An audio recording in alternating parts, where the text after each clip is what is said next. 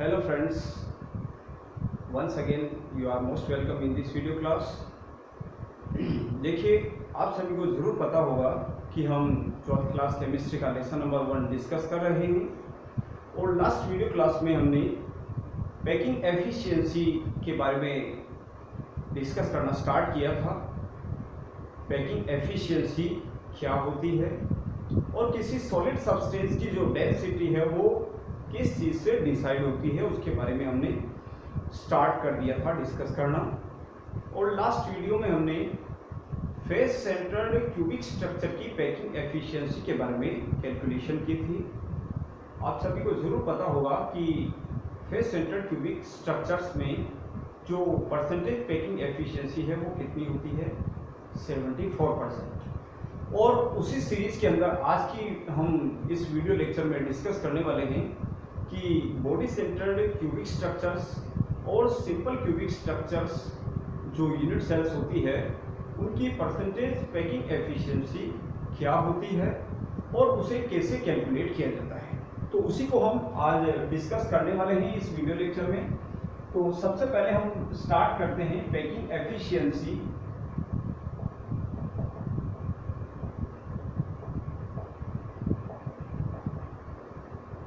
Packing efficiency in body centered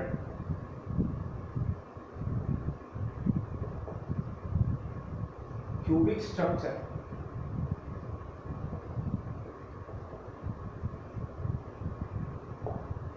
तो एक body centred cubic structures की अगर हम डायग्राम को देखें क्यूबिक स्ट्रक्चर में, तो एक बॉडी सेंटर्ड क्यूबिक स्ट्रक्चर का मीन्स ये है कि ऐसा कोई सॉलिड सब्सटेंस है जिसमें जो यूनिट सेल्स है उसमें पार्टिकल्स का अरेंजमेंट कुछ इस तरीके से होता है कि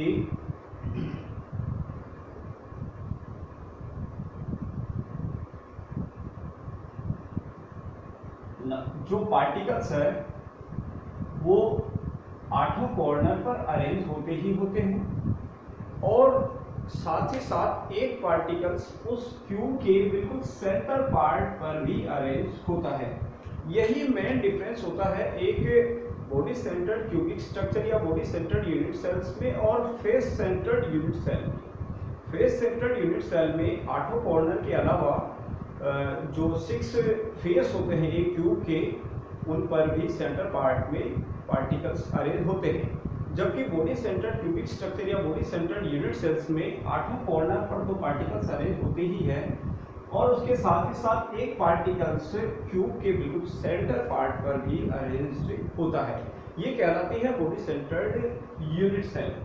अब इस बॉडी सेंटर्ड यूनिट सेल्स के अंदर पैकिंग एफिशिएंसी को हम कैलकुलेट करने वाले हैं। इसके लिए हम 2 डायग्राम की हेल्प लेंगे। इसको हम डायग्राम नंबर 1 दे सकते हैं और एक और यदि हम सेकंड डायग्राम को और डिस्कस करने वाले हैं और वो डायग्राम है, थोड़ा बड़ा बना सकते हैं इसको।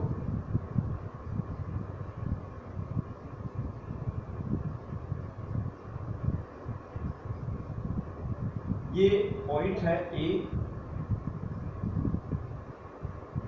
और ये पॉइंट है बी। यहां ध्यान दीजिएगा, हम 2 ट्राइंगल की हेल्प लेंगे। इस स्ट्रक्चर पे ध्यान दीजिएगा, पॉइंट ए, बी, सी और डी। ठीक है, ए, बी, सी और डी। यहां हम जो हेल्प लेने वाले हैं वो 2 ट्राइंगल की हेल्प लेंगे। एक ट्राइंगल की हेल्प लेंगे, ट्राइंगल ए बी सी, और इससे हम AC स्क्वायर की वैल्यू निकालेंगे। एक ट्राइंगल हम यूज में लेंगे ACD और इससे हम AD स्क्वायर की वैल्यू कैलकुलेट करेंगे। ये एक रफ वर्क मैं आपको बता रहा हूँ। ये 2 ट्राइंगल हम यूज में लेने वाले हैं परसेंटेज पैकिंग एफिशिएंसी को कैलकुलेट करने के लिए। तो यहाँ पर एक ट्राइंगल तो हो जाएगा ट्राइंगल ABC और एक ट्राइंगल हम यूज लेंगे ACD। ठीक है, ये 2 ट्राइंगल्स को हम यूज में लेंगे। ये 2 डायग्राम उसके हमारे सामने हैं जो हम यूज इसमें लेने वाले हैं इस कैलकुलेशंस में।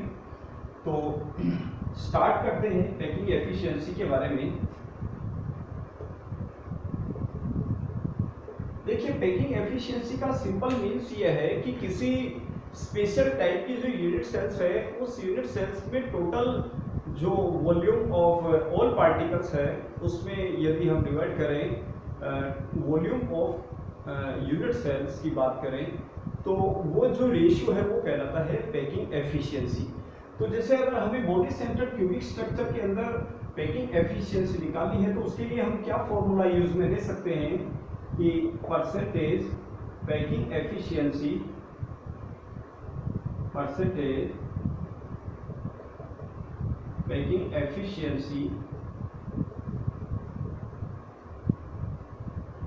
इज, ये हो जाएगी volume of, total volume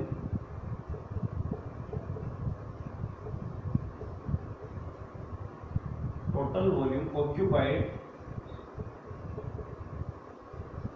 by all particle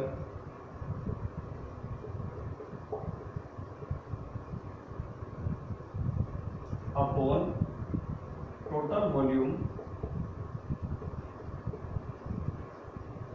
of unit cell,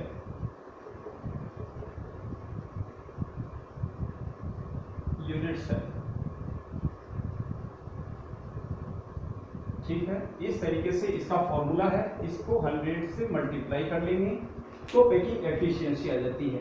it means इस टाइप के स्ट्रक्चर की पैकिंग एफिशिएंसी निकालने के लिए सबसे पहले हमें टोटल वॉल्यूम निकालना पड़ेगा ऑल पार्टिकल्स का, और साथ ही साथ टोटल वॉल्यूम निकालना पड़ेगा यूनिट सेल्स का। तो यहाँ पर ध्यान देने वाली बात है कि जो बॉडी सेंटर्ड क्यूबिक स्ट्रक्चर होती है, उसमें टोटल नंबर ऑफ पार्टिकल्स अगर हम देखें तो वो 1 + 1 2 होता है। तो सबसे पहले इसमें देख सकते हैं ऑल पार्टिकल्स है, तो नंबर ऑफ पार्टिकल्स कितने हैं, 2 है। और जैसा कि हम जानते हैं कि जो फंडामेंटल पार्टिकल्स होते हैं उनको हम एक स्फीयर के फॉर्म में देखते हैं, और एक स्फीयर का जो वॉल्यूम है वो हम जानते हैं 4/3 πr³ होता है। और यदि किसी यूनिट सेल में नंबर ऑफ पार्टिकल्स 2 है, तो वो किस बात को शो करता है कि टोटल नंबर ऑफ पार्टिकल्स है वो 2 है, तो उसका टोटल वॉल्यूम जो है वो कितना हो जाएगा, 2 स्फीयर के वॉल्यूम के इक्वल हो जाएगा। तो हम उसको थोड़ा सा इस तरीके से देख सकते हैं कि वॉल्यूम ऑफ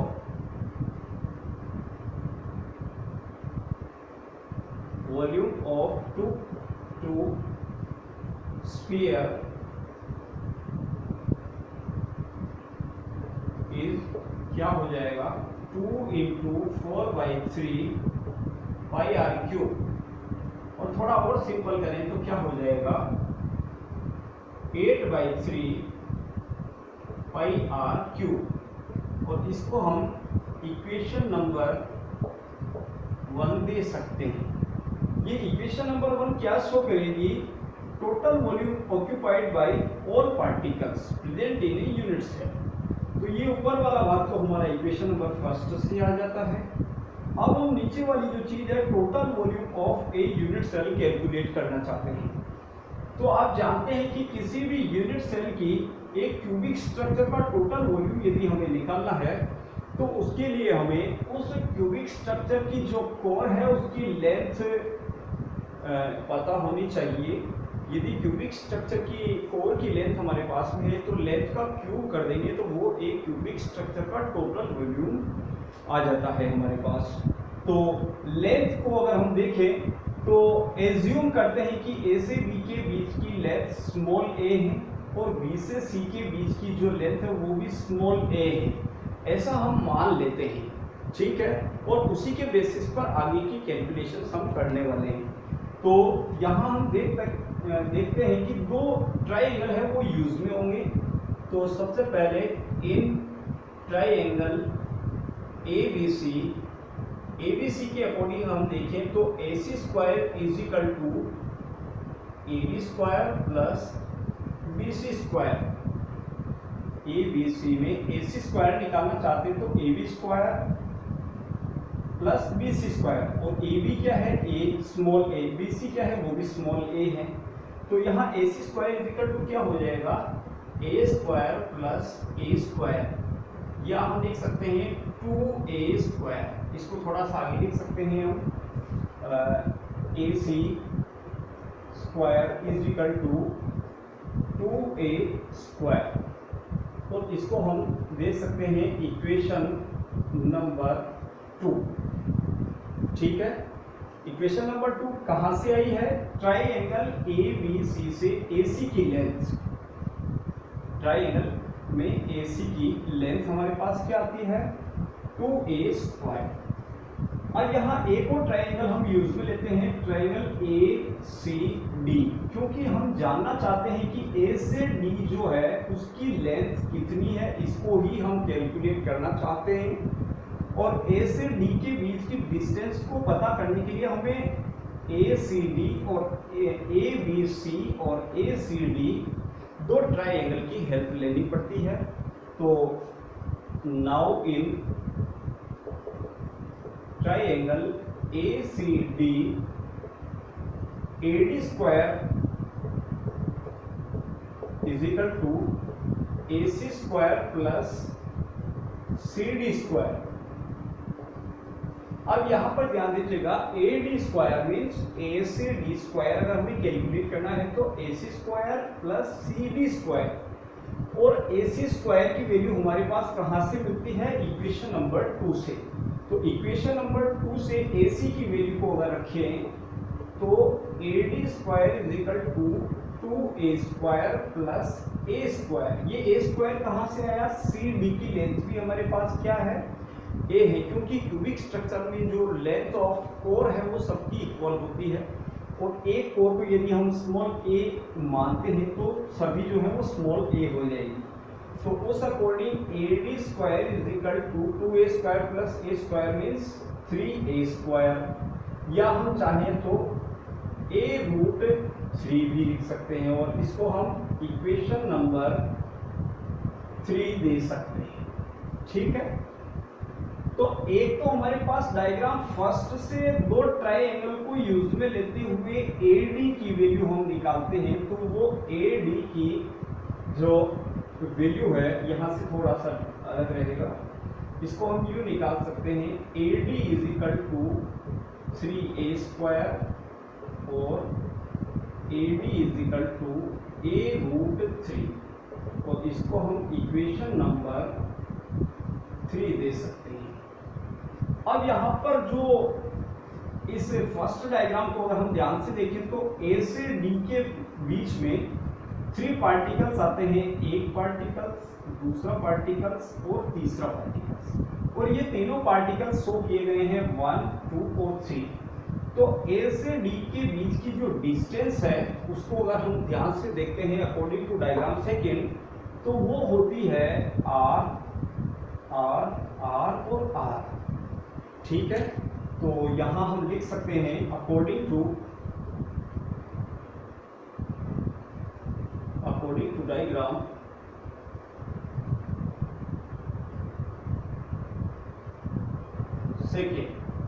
सेकेंड डायग्राम के अकॉर्डिंग देखेंगे तो क्या आएगा हमारे पास? AD is equal to R plus R plus R plus R is equal to क्या हो जाएगा? 4R। और यहाँ पर इसको हम इक्वेशन नंबर दे सकते हैं 4। अब यहाँ पर ध्यान देने वाली बात है कि इक्वेशन नंबर 3 और इक्वेशन नंबर 4 दोनों से AD की वैल्यू हमारे पास मिलती है। AD, इन दोनों की वैल्यू का अगर कंपेरिजन करें तो इक्वेशन नंबर 3 और 4 से अगर कंपेरिजन करें तो हमारे पास क्या वैल्यू आती है? 4R is equal to a root 3, और यदि इससे हम a की वैल्यू कैलकुलेट करें तो 4R is equal to root 3। ठीक है, अब यहाँ पर सिस्टमेटिक तरीके से हमारे पास a की वैल्यू आ गई है, लेंथ ऑफ कोर आ गई है कि length of core a is equal to 4R upon root 3। ठीक है, और यदि हमारे पास लेंथ ऑफ कोर आ गई है, एक भुजा की लंबाई हमारे पास आ जाती है, तो भुजा क्यूब वाले फॉर्मूला से हम एक क्यूबिक स्ट्रक्चर या एक क्यूब का टोटल वॉल्यूम कैलकुलेट कर सकते हैं। तो यहाँ पर हमारे पास a है, इसी से हम फॉर्मूला बना सकते हैं volume of a cube is equal to a cube, ठीक है, ए क्यूब हो जाएगा। जैसे ही हम ए क्यूब की वैल्यू यहां से रखते हैं तो हमारे पास जो वैल्यू है वो वॉल्यूम ऑफ ए क्यूब आ जाएगा। It means total volume of a unit cell हमारे पास आ जाती है। तो इस डायग्राम को आप ध्यान से देख लीजिएगा, उसके बाद हम इसको मिटाकर आगे स्टार्ट करते हैं। जैसे तो यहाँ अब हम यहाँ से आगे स्टार्ट करते हैं। तो वॉल्यूम ऑफ ए क्यूब आ रहा है, ए की वैल्यू यहाँ से पुट करें तो क्या आएगा, volume of a cube is आ जाएगा हमारे पास में 4r अपॉन, या यू लिख सकते हैं वॉल्यूम ऑफ यूनिट सेल ये हो जाएगी हमारे पास 4r अपॉन √3 का क्यूब। और जैसे ही हम इसका क्यूब करते हैं तो हमारे पास वैल्यू आती है 64r क्यूब अपॉन 3√3, और इसको इक्वेशन नंबर दे सकते हैं 5, ठीक है, ये हमारे पास इक्वेशन नंबर 5 हो जाती है। अब यहाँ से ध्यान दीजिएगा, एक तो इक्वेशन नंबर फर्स्ट से हमारे पास वैल्यू आती है वॉल्यूम ऑफ 2 स्फीयर, इस पर ध्यान दीजिएगा, वॉल्यूम ऑफ 2 स्फीयर वो हमारे पास वैल्यू आती है 8/3 πr क्यूब, और इस वैल्यू को हम रखते हैं बटेवा के ऊपर, और नीचे है total volume of unit cells, और total volume of unit cells हमारे पास आता है 64r क्यूब अपॉन 3√3, ये हमारे पास आता। तो इक्वेशन नंबर फर्स्ट और इक्वेशन नंबर 5 की वैल्यू को इस फॉर्मूला में पुट करते हैं तो हमारे पास पैकिंग परसेंटेज, पैकिंग एफिशिएंसी क्या आ जाएगी,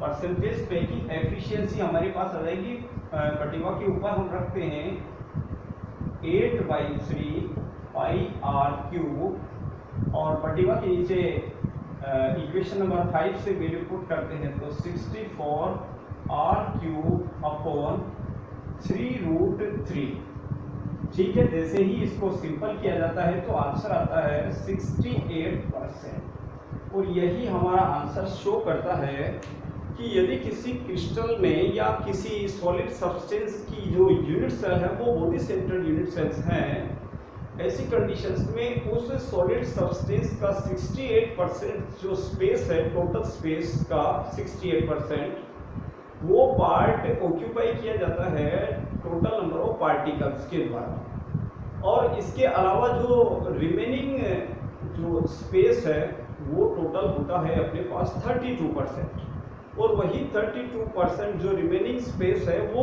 वेकेंट रहता है इस टाइप की सॉलिड सब्सटेंस में या यूनिट सेल्स में, ठीक है। तो इस तरीके से हम कैलकुलेट कर सकते हैं कि एक बॉडी सेंटर क्यूबिक स्ट्रक्चर्स में परसेंट पैकिंग एफिशिएंसी होती है 68%, ठीक है। 12th क्लास केमिस्ट्री की हमारे इस फर्स्ट लेसन के अंदर 3 टाइप्स की यूनिट सेल्स है और उनकी पैकिंग एफिशिएंसी अपने इस कोर्स में है। तो फर्स्ट टाइप था फेस सेंटर्ड क्यूबिक स्ट्रक्चर में परसेंटेज पैकिंग एफिशिएंसी, और उसको हमने इससे पहले वाली वीडियो में देखा है। और यहाँ पर सेकंड टाइप आता है बॉडी सेंटर्ड क्यूबिक स्ट्रक्चर में परसेंट पैकिंग एफिशिएंसी। अब उसके बाद थर्ड जो यूनिट सेल्स है वो हमारे है सिंपल क्यूबिक स्ट्रक्चर्स में पैकिंग एफिशिएंसी, तो उसको भी हम कैलकुलेट करके देखते हैं।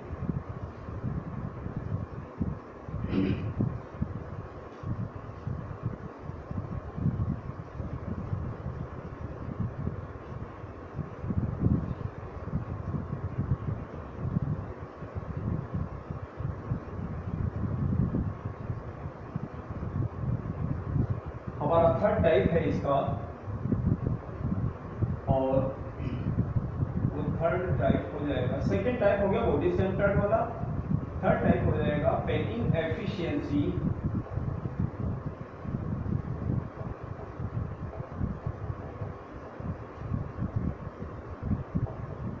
इन simple cubic simple cubic unit cell. ठीक है, सिंपल क्यूबिक यूनिट सेल को अगर हम थोड़ा सा डायग्राम के माध्यम से देखें तो एक सिंपल क्यूबिक स्ट्रक्चर्स में अरेंजमेंट ऑफ पार्टिकल्स को अगर देखें तो वो केवल और केवल कॉर्नर पर अरेंज होते हैं। जैसे ये एक सिंपल क्यूबिक स्ट्रक्चर है, सॉलिड सब्सटेंस की यूनिट सेल्स है, तो यहाँ पर ध्यान देने वाली बात है कि केवल और केवल कॉर्नर पर ही पार्टिकल्स अरेंज होते हैं, न तो फेस पर होते हैं, न क्यूब के सेंटर पार्ट पर कोई पार्टिकल्स होता है।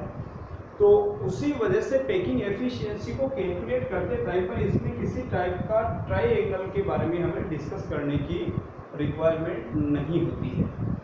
अब हम इसको यूँ देख सकते हैं कि एक सिंपल क्यूबिक स्ट्रक्चर्स होती है या यूनिट सेल होती है, उसमें नंबर ऑफ पार्टिकल्स अगर देखा जाए तो हमने प्रीवियस वीडियो में देखा है कि 1/8 × 8 = 1 एटम।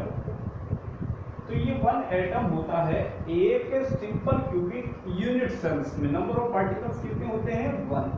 ठीक है, तो जैसा कि हम जानते हैं कि एक स्फीयर होता है, 1 स्फीयर, उसका वॉल्यूम कितना होता है? Volume of 1 sphere is 4/3 πr³। इसको हम इक्वेशन नंबर 1 दे सकते हैं, क्योंकि इस टाइप के स्ट्रक्चर्स में नंबर ऑफ पार्टिकल्स 1 है, 1 स्फीयर है, और 1 स्फीयर का जो वॉल्यूम है वो 4/3 πr³ होता है। इसको हम इक्वेशन नंबर 1 दे सकते हैं। अब सेकेंड, इसमें आप नोटिस कीजिएगा, मान लेते हैं ये पॉइंट ए है और ये पॉइंट बी है। यदि डिस्टेंस बिटवीन पॉइंट ए और बी देखा जाए तो ए से बी के बीच की जो डिस्टेंस है वो कितनी होगी? तो यहाँ डायग्राम को आप ध्यान से देखेंगे तो 1 और 2, इट मीन्स ये जो डायग्राम है वो कुछ इस तरीके से है कि एक पार्टिकल्स तो ये है और एक पार्टिकल्स ये है। ये पॉइंट है ए और ये पॉइंट है बी। तो ए से बी के बीच की जो डिस्टेंस अगर कैलकुलेट करें तो according to diagram r + r। ठीक है, तो अपन इसको मान लो डायग्राम नंबर 1 और डायग्राम नंबर 2 देखें तो according to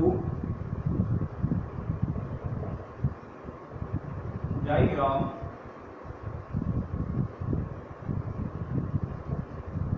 second, AB = r + r मतलब 2r।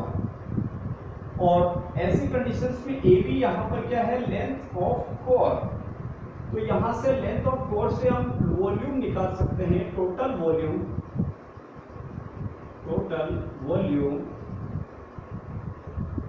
Of the unit cell, वो हमारे पास होता है a³ और a की वैल्यू हमारे पास आती है 2r। तो 2r³ = 8r³। इसको हम दे सकते हैं इक्वेशन नंबर 2। इक्वेशन नंबर 2, तो यहाँ ध्यान दीजिएगा, इक्वेशन नंबर 1 से हमारे पास प्राप्त होता है volume of 1 sphere. Only 1 fundamental particles इसमें होता है, तो 1 स्फीयर का वॉल्यूम हो जाएगा 4/3 πr³, इक्वेशन नंबर 1। और सेकेंड चीज कि total volume of unit cells देखें तो वो हमारे पास a³ होता है और a की वैल्यू हमारे पास आई है 2r। AB = क्या है? ये क्या है एक्चुअली? ये हमारे पास होता है लेंथ ऑफ कोर, और ये हमारे पास 2r आया है, इसी को हम a मानते हैं। तो 2r³ क्या हो जाएगी? 8r³। यहाँ से इक्वेशन नंबर 1 और इक्वेशन नंबर 2 से वैल्यू को अगर हम पुट करें तो परसेंट पैकिंग एफिशिएंसी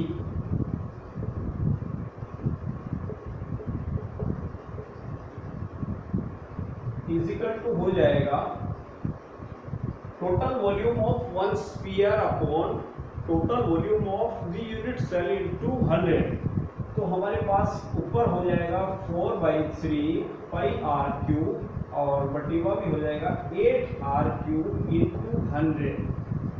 तो देखिए आर क्यूब से आर क्यूब कट जाएगा और उसके बाद इसको हम और सिंपल करेंगे तो परसेंट पैकिंग एफिशिएंसी हमारे पास मिलेगी, ये आएगी 52.36%।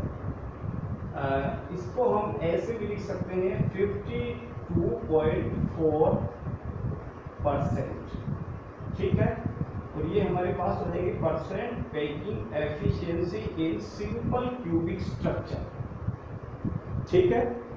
और ये वैल्यू इस बात को इंडिकेट करती है कि यदि किसी सॉलिड सब्सटेंस की टाइप ऑफ यूनिट सेल यदि सिंपल क्यूबिक स्ट्रक्चर है, ऐसी कंडीशंस में उस सॉलिड का जो टोटल वॉल्यूम है उसका 52% जो है 52.4% स्पेस है वो ऑक्यूपाई किया जाएगा टोटल पार्टिकल्स के द्वारा, और जो रिमेनिंग स्पेस है वो होगा अप्रोक्सीमेट 38% या हाँ ठीक है। तो वो स्पेस जो है इसका रिमेनिंग रहेगा, सॉरी 48%, 47 पॉइंट समथिंग जो रहेगा वो रिमेनिंग स्पेस रहेगा वेकेंट, ठीक है। तो इस तरीके से हम डिटेल से कैलकुलेट कर सकते हैं कि किसी भी सॉलिड सब्सटेंस की परसेंट पैकिंग एफिशिएंसी कितनी होती है, और परसेंट पैकिंग एफिशिएंसी से हम इस बात का अनुमान लगा सकते हैं कि वो सॉलिड सब्सटेंस का कितना पार्ट है वो वेकेंट है, स्पेस है, और उसी के बेसिस पर सॉलिड सब्सटेंस की डेंसिटी को कैलकुलेट किया जाता है, डेंसिटी के बारे में जो है वो अनुमान लगाया जाता है, ठीक है। तो इस वीडियो लेक्चर में जो चीज़ हमने डिस्कस की है वो आप सभी को ज़रूर समझ में आई होगी। तो फिलहाल के लिए इस वीडियो में बस इतना ही। धन्यवाद, थैंक यू।